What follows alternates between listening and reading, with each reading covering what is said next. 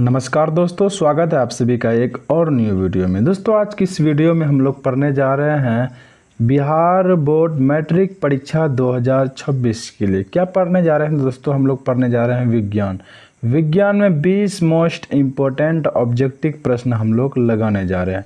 अगर दोस्तों ये 20 मोस्ट इम्पोर्टेंट ऑब्जेक्टिव प्रश्न में से अगर 20 आप सही करते हैं तो इसका मतलब ये आप समझ सकते हैं कि आपकी तैयारी बहुत ही अच्छा लेवल तक हो चुका है। अगर दोस्तों 20 में से अगर आपका कम सही हो रहा तो इसका मतलब ये समझिएगा कि आपको और तैयारी करने की ज़रूरत है। तो ये वीडियो क्या है? तो एक चैलेंजिंग वीडियो है। अपनी तैयारी को इस वीडियो की मदद से समझ सकते हैं और इसमें वैसे प्रश्न है दोस्तों जो कि आपकी बोर्ड परीक्षा की दृष्टि से क्या है तो इम्पोर्टेंट है। तो इसलिए ये वीडियो को आपको शुरू से लेकर एंड तक देखना चाहिए। तो चलिए दोस्तों हम लोग सभी प्रश्नों को बारी बारी से पढ़ते हैं। सबसे पहला प्रश्न आप देख सकते हैं, क्या कह रहा है? निम्न में से किस धातु का गलनांक सबसे कम है? इन चारों ऑप्शन में आपको बताना है कि सबसे कम गलनांक कौन सा धातु का है। तो दोस्तों सबसे कम गलनांक सोडियम का है, Na सोडियम दोस्तों कितना डिग्री सेल्सियस में पिघल जाएगा?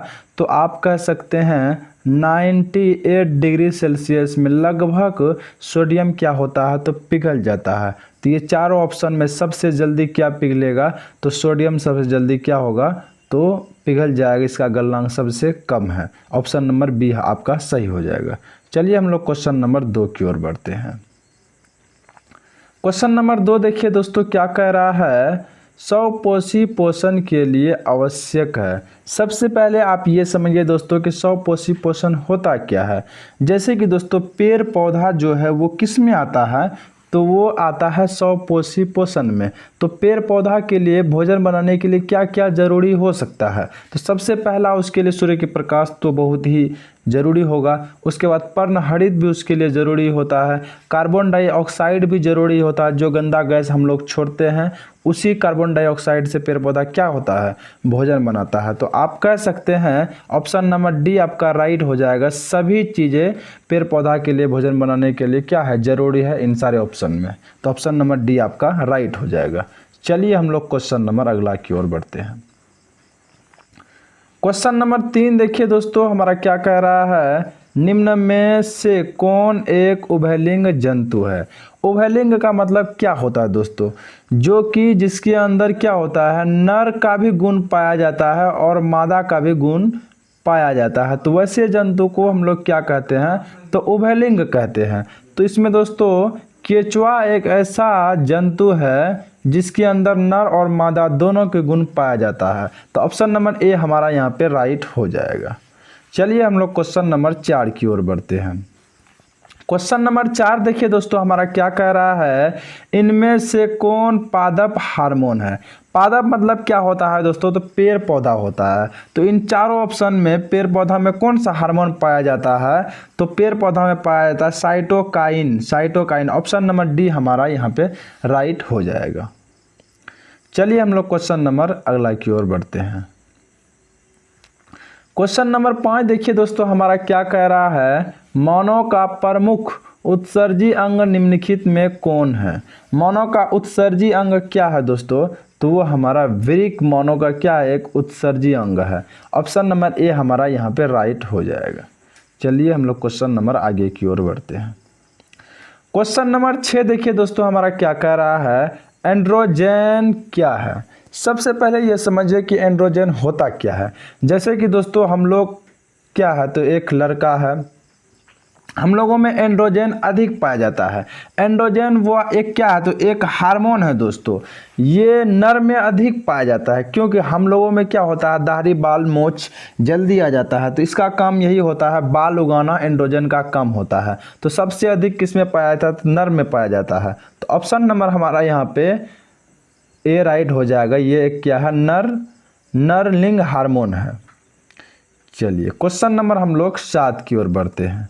क्वेश्चन नंबर देखिए हमारा दोस्तों 7 क्या कह रहा है? किस रंग का विचलन न्यूनतम होता है? न्यूनतम का मतलब होता है दोस्तों कम। कौन सा ऐसा रंग है इन चारों ऑप्शन में जो कम फैलता है? तो दोस्तों लाल रंग आप देखे होंगे बहुत ही कम फैलता है। ऑप्शन नंबर हमारा ए यहाँ पे क्या हो जाएगा, तो राइट हो जाएगा। चलिए हम लोग क्वेश्चन नंबर 8 की ओर बढ़ते हैं। क्वेश्चन नंबर 8 देखिए दोस्तों, हमारा क्या कह रहा है, तरंगदैर्घ्य को सामान्यतः व्यक्त किया जाता है। तरंगदैर्घ्य को किस में व्यक्त किया जाता है, तो तरंगदैर्घ्य को दोस्तों किया जाता है व्यक्त कैंडला के रूप में। ऑप्शन नंबर ए हमारा यहाँ पे राइट हो जाएगा। दोस्तों थोड़ा सा ये क्वेश्चन में हमको डाउट लग रहा है, इसका शायद आंसर ये नहीं होगा, इसका शायद option number D answer right होगा, ऑप्शन नंबर डी राइट होगा। चलिए हम लोग क्वेश्चन नंबर 9 की ओर बढ़ते हैं। क्वेश्चन नंबर 9 देखिए दोस्तों, क्या कह रहा है, तंत्रिका तंत्र की रचनात्मक एवं क्रियात्मक इकाई को कहते हैं। सबसे पहले ये समझिए कि तंत्रिका तंत्र क्या होता है। दोस्तों हमारा जो माथा है या फिर आप कह सकते हैं हमारा जो खोपड़ी है, इसे हम लोग क्या कहते हैं, तो तंत्रिका तंत्र कहते हैं। ये किस चीज़ से बना होता है, इसका रचनात्मक एवं क्रियात्मक इकाई किस चीज़ से बना रहता है, तो आप कह सकते हैं ये किस से बना रहता है, तो एक न्यूरॉन सेल होता है। ऑप्शन नंबर हमारा बी यहाँ पे राइट हो जाएगा। ये क्या किससे बना होता है, तो न्यूरॉन से बना होता है। चलिए हम लोग क्वेश्चन नंबर 10 की ओर बढ़ते हैं। क्वेश्चन नंबर 10 देखिए दोस्तों, हमारा क्या कह रहा है, पौधे में जनन अंग कहाँ पाया जाता है। पौधे में जनन अंग दोस्तों पाया जाता है पुष्प में। ऑप्शन नंबर सी यहाँ पे हमारा राइट हो जाएगा। चलिए हम लोग क्वेश्चन नंबर 11 की ओर बढ़ते हैं। क्वेश्चन नंबर 11 देखिए दोस्तों, हमारा क्या कह रहा है, चींटी के डंक में कौन सा अम्ल पाया जाता है। तो चींटी के डंक में दोस्तों तो हम पढ़े थे फॉर्मिक अम्ल पाया जाता है। यहाँ पे थोड़ा सा हम कंफ्यूज हो रहे हैं, इसीलिए दोस्तों ये क्वेश्चन को हम क्या कर रहे हैं, तो ये क्वेश्चन को हम छोड़ रहे हैं। ये क्वेश्चन का ऑप्शन आप लोग कमेंट बॉक्स में ज़रूर दीजिएगा आंसर। चलिए हम लोग क्वेश्चन नंबर 12 की ओर बढ़ते हैं। क्वेश्चन नंबर 12 देखिए दोस्तों, क्या कह रहा है, जिन शब्द किससे प्रस्तुत किया, किसने प्रस्तुत किया, जिन शब्द को किसने दिया दोस्तों, तो वो देने वाले महान वैज्ञानिक जिसका नाम है जोहानसन। ऑप्शन नंबर सी यहाँ पे हमारा राइट हो जाएगा। चलिए हम लोग क्वेश्चन नंबर 13 की ओर बढ़ते हैं। क्वेश्चन नंबर 13 देखिए दोस्तों, क्या कह रहा है, आभूषण बनाने वाला सोना होता है। तो आभूषण जो हम लोग बनाते हैं, आभूषण का मतलब होता है गहना जेवर, तो उसमें हम लोग कितना कैरेट सोना का उपयोग करते हैं या फिर उपयोग करते हैं, तो उसमें हम लोग करते हैं 24 कैरेट सोना, और 24 कैरेट सोना ही क्या होता है, तो शुद्ध सोना होता है। तो ऑप्शन नंबर यहाँ पे हमारा ए राइट हो जाएगा। चलिए हम लोग क्वेश्चन नंबर, सॉरी दोस्तों यहाँ पे थोड़ा सा हमको गड़बड़ बुझा रहा है, क्योंकि इसमें यहाँ पे क्या कहा गया है कि आभूषण बनाने वाला सोना होता है, तो सब शुद्ध सोना कितना कैरेट का होता है, तो शुद्ध सोना होता है 24 कैरेट का।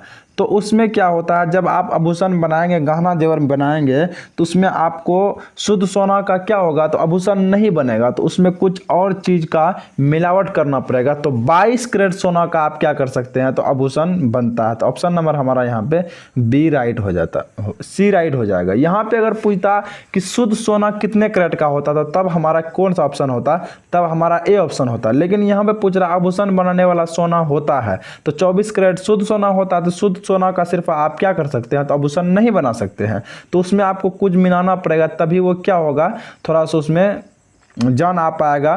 तो इसीलिए 24 कैरेट सोना का क्या होता है, तो आभूषण बनता। ऑप्शन नंबर सी यहाँ पे हमारा राइट होगा। चलिए हम लोग क्वेश्चन नंबर 14 की ओर बढ़ते हैं। क्वेश्चन नंबर 14 देखिए दोस्तों, क्या कह रहा है, मनुष्य के शरीर की सबसे बड़ी ग्रंथि है। मनुष्य के शरीर की सबसे बड़ी ग्रंथि क्या है दोस्तों, तो वो लीवर है। मनुष्य की सबसे बड़ी ग्रंथि लीवर माना जाता है। चलिए हम लोग क्वेश्चन नंबर 15 की ओर बढ़ते हैं।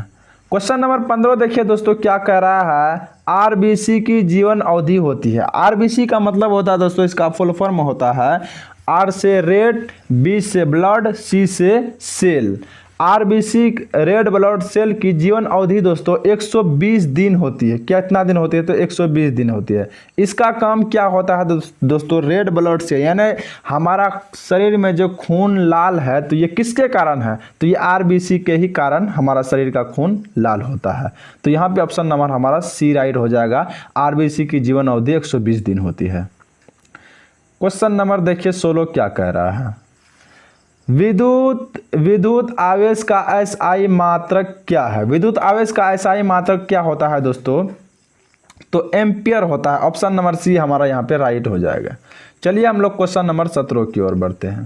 क्वेश्चन नंबर 17 देखिए दोस्तों क्या कह रहा है, निम्न में कौन सा स्वच्छ ऊर्जा का स्रोत है। स्वच्छ ऊर्जा कौन कौन सा जो कि हम लोग लेते हैं, तो वो हम उसमें ऑक्सीजन आ जाता है। तो कोयला क्या है, तो कोयला एक स्वच्छ ऊर्जा नहीं है। लकड़ी जो जलता है उसका एक स्वच्छ ऊर्जा नहीं है। तो स्वच्छ ऊर्जा किस में आएगा दोस्तों, तो प्राकृतिक गैस क्या है, तो एक स्वच्छ ऊर्जा है। स्वच्छ ऊर्जा में क्या आता है, ऑक्सीजन आता है। तो ऑक्सीजन क्या है, तो एक प्राकृतिक गैस है। तो ऑप्शन नंबर हमारा सी यहाँ पे राइट हो जाएगा। चलिए हम लोग क्वेश्चन नंबर 18 की ओर बढ़ते हैं। क्वेश्चन नंबर 18 देखिए दोस्तों हमारा क्या कह रहा है, आमीटर में निम्नलिखित में किसे मापा जाता है। आमीटर में किस चीज़ को हम लोग मापते हैं, तो आमीटर में हम लोग मापते हैं धारा को। ऑप्शन नंबर ए हमारा यहाँ पे राइट हो जाएगा। चलिए हम लोग क्वेश्चन नंबर 19 की ओर बढ़ते हैं। क्वेश्चन नंबर 19 देखिए दोस्तों क्या कह रहा है, मानव मादा के जनन तंत्र का भाग नहीं है। तो इसमें मानव मादा का जनन तंत्र का भाग कौन सा नहीं है, तो दोस्तों वो क्या है, शुक्रवाहिका। मादा में क्या होता है दोस्तों, शुक्रवाहिका नहीं पाया जाता है। तो शुक्रवाहिका किस में पाया जाता है, तो शुक्रवाहिका नर में पाया जाता है। हम लोग में शुक्रवाहिका पाया जाता है और मादा में शुक्रवाहिका नहीं पाया जाता है। तो यहाँ पे ऑप्शन नंबर सी हमारा यहाँ पे राइट हो जाएगा। चलिए हम लोग क्वेश्चन नंबर 20 की ओर बढ़ते हैं और ये हमारा लास्ट क्वेश्चन है। क्वेश्चन नंबर 20 है कि ऑक्सीन क्या है। ऑक्सीन क्या है, तो ऑक्सीन दोस्तों एक हार्मोन है। तो ऑप्शन नंबर ए हमारा यहाँ पे राइट हो जाएगा। दोस्तों तो यही था हमारा 20 मोस्ट इम्पोर्टेंट क्वेश्चन। अगर दोस्तों आप 20 में से जितना भी क्वेश्चन सही किए हैं कमेंट बॉक्स में ज़रूर बताइएगा। तो दोस्तों हम सभी का फिर से दूसरा वीडियो में मुलाकात होगा। जब तक के लिए जय हिंद जय भारत।